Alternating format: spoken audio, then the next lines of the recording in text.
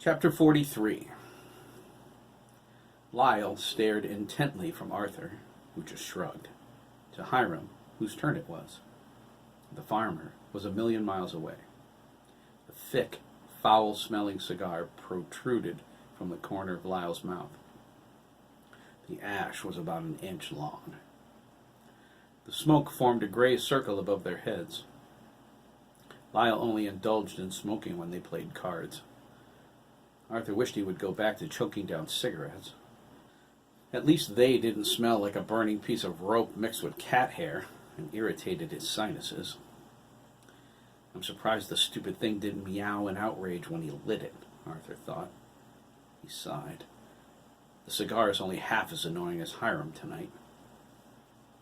The farmer kept getting lost in his thoughts, and they had to remind him to play a card. Arthur was sick of it. His Hennessy was gone, and he was tired. Lyle was on the verge of going from annoyed to downright pissed off. "You want to play a card, Hiram?" Lyle asked, his eyes narrowing. The game was 7-card no-peak.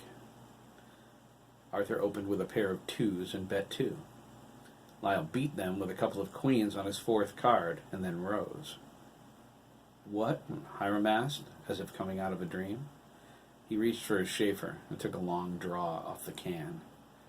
Arthur moaned. "Hiram!" Lyle bellowed, blowing out a cloud of blue-gray smoke.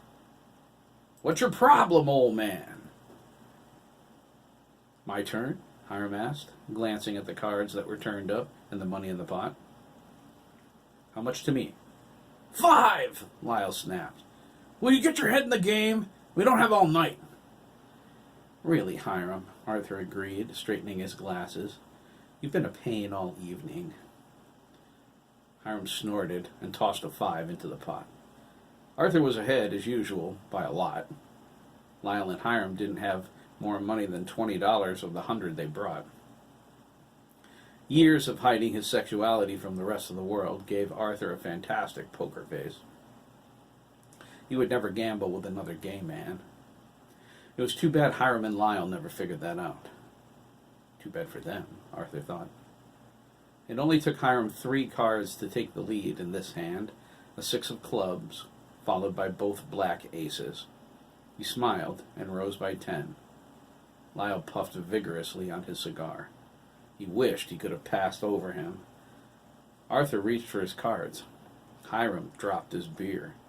It fell on the table and spilled, soaking everyone's cards and money. "Oh, for the love of Jesus Christ!" Lyle cried. He jumped up in time to keep from getting wet. He glared at Hiram and then threw his cigar on the floor. "I can't stand it!" Arthur shook his head. "Guess we should call it a night," he sighed, collecting his wet winnings. "I guess so." "I'm sorry," Hiram offered, grabbing a towel from the rack next to him. "My mind isn't on the game tonight." "No kidding," Lyle snapped. He stormed out of the garage and slammed the office door. Arthur took his money and followed him. It wasn't his mess. Hiram waited until they were gone before smiling. The beer falling was no accident. It was ripped out of his hand by an unseen force. "It's her," Hiram thought, his hand twitching with anticipation. "It's time for someone to die."